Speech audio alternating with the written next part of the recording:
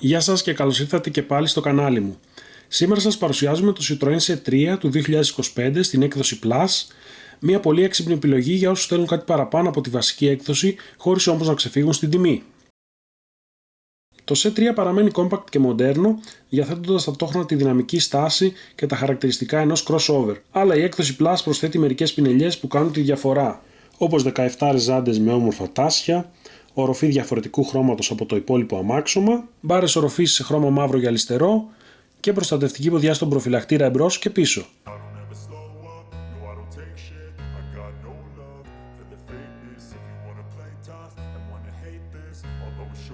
Επίσης διαθέτει full LED φώτα μπροστά και πίσω. Η έκδοση Plus εξοπλίζεται με τον κινητήρα 1200 κυβικών Turbo που αποδίδει 100 ύμπους στις 5.500 στροφές ανά λεπτό, ενώ συνδυάζεται με το εξάρι χειροκίνητο κυβότιο ταχυτήτων της Citroën, ενώ η κατανάλωση βρίσκεται στα 5,6 με 5,7 λίτρα ανά 100 χιλιόμετρα με τελική ταχύτητα τα 160 χιλιόμετρα την ώρα. Το C3 είναι ένα αυτοκίνητο πόλης με ικανότητα να κινηθεί άνετα και με ασφάλεια σε αυτοκινητόδρομο. Αυτό που ακούγεται αυτή τη στιγμή είναι ο ήχος του κλιματιστικού, το οποίο δουλεύει στην τέταρτη σκάλα, σε πλήρη ένταση δηλαδή.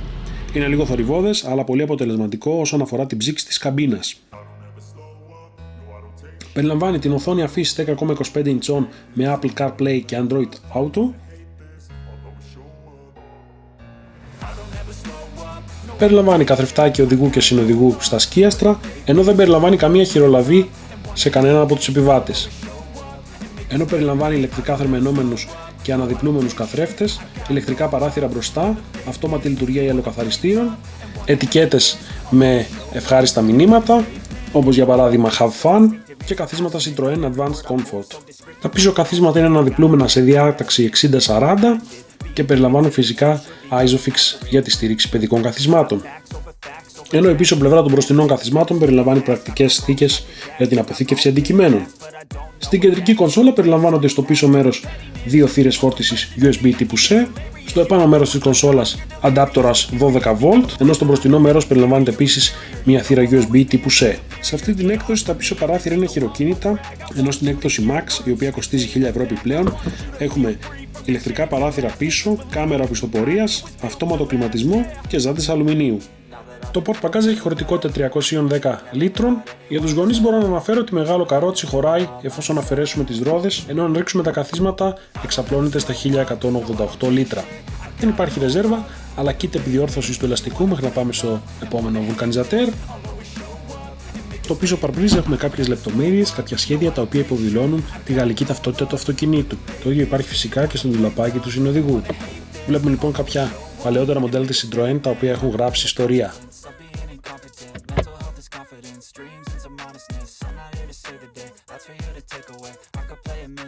Σε αυτή την έκδοση έχουμε υφασμάτινη επένδυση των καθισμάτων και πολύ ωραίο σχεδιαστικά στυλ. Το κάθισμα του οδηγού είναι επίσης ρυθμιζόμενο καθ' ύψος.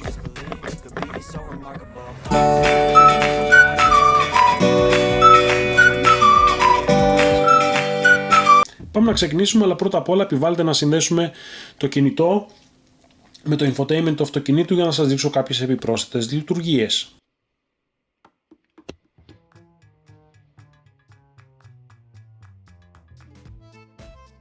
Ο χειρισμός της οθόνης είναι πολύ απλός, περιλαμβάνει ραδιόφωνο και τη διασύνδεση του κινητού με το infotainment και κάποιες ελάχιστες ρυθμίσεις.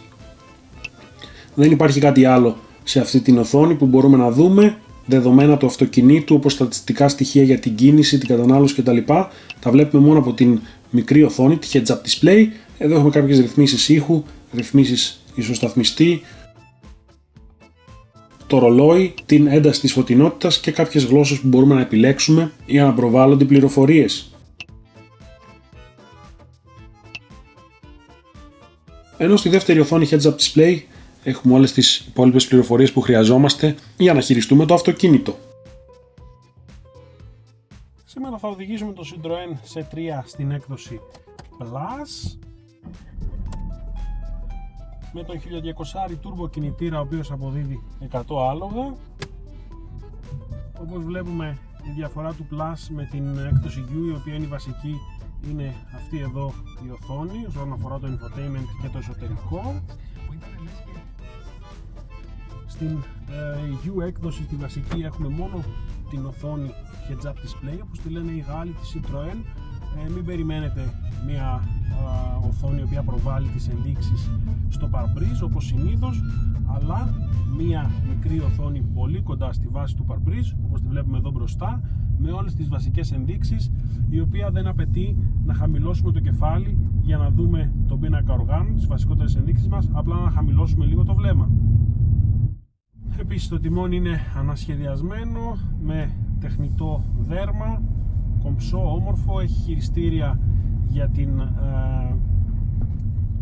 ρύθμιση του cruise control στα αριστερά, και στα δεξιά έχουμε τα χειριστήρια για την ρύθμιση του ήχου, για την απάντηση κλήσεων, για τη σίγαση των ηχείων, τη ρύθμιση της πηγής εισόδου και φυσικά εδώ την φωνητική αναζήτηση σε περίπτωση που είμαστε συνδεμένοι με το infotainment μέσω του Android Auto ή του Apple Car. Η κεντρική οθόνη αφήσει είναι μεγέθους 10,25 ιντσών. Έχει πάρα πολύ βασικές λειτουργίες, όπως για παράδειγμα το ραδιόφωνο, το Android Auto ή αντίστοιχα την εφαρμογή του iPhone για τη διασύνδεση με το κινητό τηλέφωνο και κάποιες ρυθμίσεις. Τίποτα περισσότερο, τίποτα λιγότερο. Δεν μπορούμε να προβάλλουμε για παράδειγμα ενδείξεις όπως το στροφόμετρο, δεν υπάρχει καθόλου στροφόμετρο ή θερμοκρασίες κτλ. Επίσης δεν έχουμε δυνατότητες στατιστικών στοιχείων για το ταξίδι, για την κατανάλωση κτλ.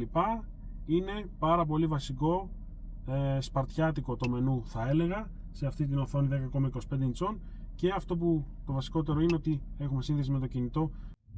Όσον αφορά λοιπόν το αυτοκίνητο, σαν αυτοκίνητο πόλης, είναι μια καλή επιλογή, προσιτή επιλογή με πολύ καλή ποιότητα κύλησης. Η καμπίνα θα μπορούσε να έχει λιγότερους θορύβους, η ανάρτηση είναι πάρα πολύ καλή. Έχουμε αναγνώριση σημάτων κυκλοφορίας, βλέπουμε το εικονίδιο δεξιά από το ταχύμετρο, την ψηφιακή ένδειξη του ταχυμέτρου. Έχουμε επίσης ενεργή υποβοήθηση διατήρησης λωρίδας, σύστημα αυτόματου φρεναρίσματος. Έχουμε φυσικά κλιματισμό,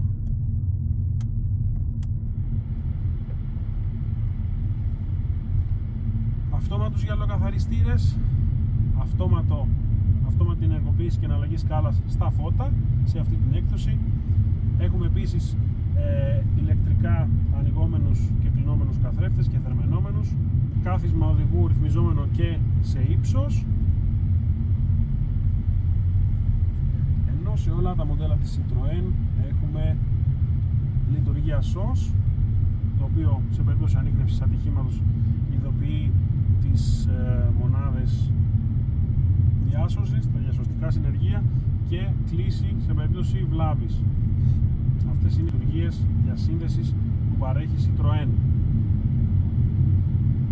Κατά τα άλλα, το εσωτερικό είναι πάρα πολύ απλό, σπαρτιάτικο, δεν έχουμε λαβές για τα χέρια σε κανένα από τα 4 σημεία του οχήματος, ούτε μπροστά ούτε πίσω.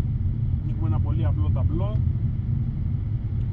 Μπορώ να πω ότι το design είναι μοντέρνο, ενδιαφέρον, μου αρέσει προσωπικά. Έχουμε κάποιες θύρες φόρτισης USB τύπου C μπροστά και πίσω. Έχουμε 12V αντάπτορα για την παροχή ρεύματος, πολύ βασικά αξεσουάρ τη σήμερα ημέρα.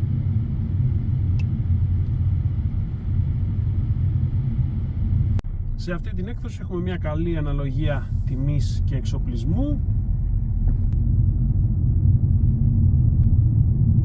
Εδώ φυσικά θα μπορούσε να υπάρχει σε αυτή την κατηγορία και κάμερα οπισθοπορίας, την οποία δεν έχουμε. Έχουμε μόνο αισθητήρες στο πίσω μέρος. Τα πλαστικά στο εσωτερικό φυσικά παραμένουν σκληρά. Δεν μπορούμε να περιμένουμε και πολλά από μια τόσο οικονομική έκδοση αυτοκινήτου. Προσπαθεί να ανταγωνιστεί τα φτηνά κινέζικα που εισβάλλουν στην ευρωπαϊκή αγορά.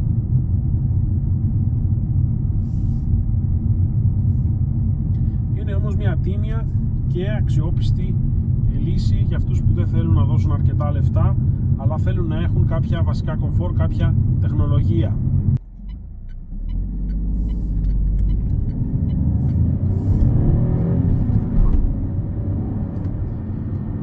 Το αυτοκίνητο με τα 100 άλογα είναι νευρικό, είναι γρήγορο σε επιτάχυνση, μπορούμε να κάνουμε δηλαδή και ταξίδι. Φυσικά η τελική του ταχύτητα είναι στα 160 χιλιόμετρα την ώρα, περιορισμένη. Μπορούμε φυσικά να ταξιδέψουμε σε αυτοκινητόδρομο, αλλά δεν έχουμε φυσικά τις ανέσεις ενός μεγαλύτερου αυτοκινήτου. Ας δούμε λοιπόν τώρα την οπισθοπορία. Βλέπουμε δεν υπάρχει κάμερα οπισθοπορίας, έχουμε μόνο τους συμβατικούς αισθητήρες στο πίσω μέρος.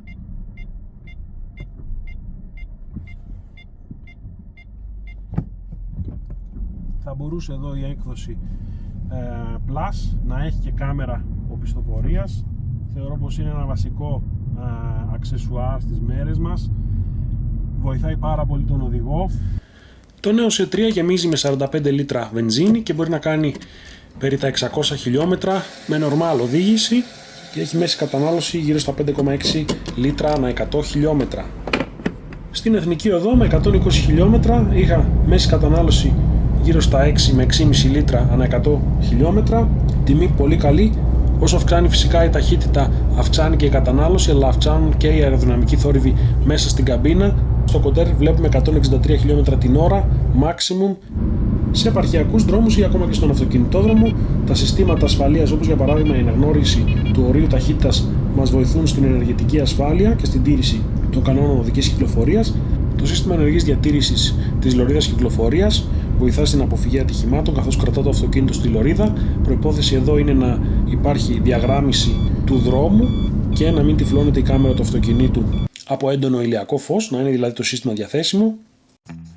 Μπορεί φυσικά να απενεργοποιηθεί καθώς σε κάποιες καταστάσεις μπορεί να είναι κουραστικό, ειδοποιώντας αρκετά συχνά τον οδηγό, και επίσης σε κάποια σημεία που δεν έχουμε αξιόπιστη αναγνώριση του ορίου ταχύτητας μας προειδοποιεί ενώ κινούμαστε με το όριο ταχύτητας. Σε αυτή την έκδοση έχουμε επίσης αυτόματη λειτουργία των LED φανών και επίσης αυτόματη λειτουργία γυαλοκαθαριστήρα. Είναι κάποιες λειτουργίες άνεσης οι οποίες μας βοηθούν να έχουμε πιο ξεκούραστη οδήγηση.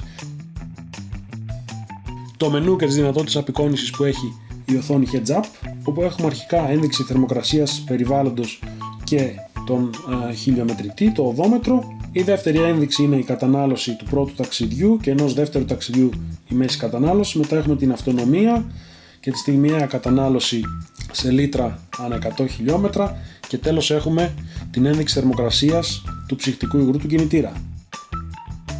Αυτό ήταν λοιπόν το C3 Plus του 2025. Η τιμή του αυτή τη στιγμή είναι στα 18.900 ευρώ συμπεριλαμβανομένης προωθητικής ενέργειας. Θεωρώ ότι παρέχει μια καλή αναλογία τιμής εξοπλισμού, προσφέρει υπεραρκετή τεχνολογία για τα λεφτά του, έχουμε εύκολη χρήση του infotainment, άνεση στην ανάρτηση όπως φυσικά σε όλα τα Citroën, ελαφρύ τιμόνι που βοηθά στους ελιγμούς, το οποίο βέβαια κάποιες φορές γίνεται πάρα πολύ σκληρό και νιώθει ο οδηγός πως κάνει τον έλεγχο, όταν για παράδειγμα έχουμε μεγάλη επιτάχυνση με ελιγμούς. Στα μειονεκτήματα θα τοποθετούσα την έλλειψη κάμερας οπισθοπορίας, καθώς και τα σκληρά πλαστικά στο εσωτερικό του. Η μόνος της καμπίνας από αεροδρομικούς θορύβους και κακής ποιότητας οδόστρωμα θα μπορούσε να είναι φυσικά καλύτερη, όμως στην πόλη σε χαμηλές ταχύτητες έχουμε αθόρυβη λειτουργία του κινητήρα και πολύ λίγους θορύβους. Κατά τα άλλα, θεωρώ πως το C3 ικανοποιεί απολύτως τις ανάγκες για μετακίνηση μέσα στην πόλη, αλλά και για κάποια ταξίδια στην εθνική οδό. Είναι ένα ιδανικό αυτοκίνητο για την πόλη, με αξιοπρεπή τεχνολογία και καθαρό value for money χαρακτήρα. Αν σας άρεσε το βίντεο, κάντε like, subscribe και χτυπήστε το καμπανάκι.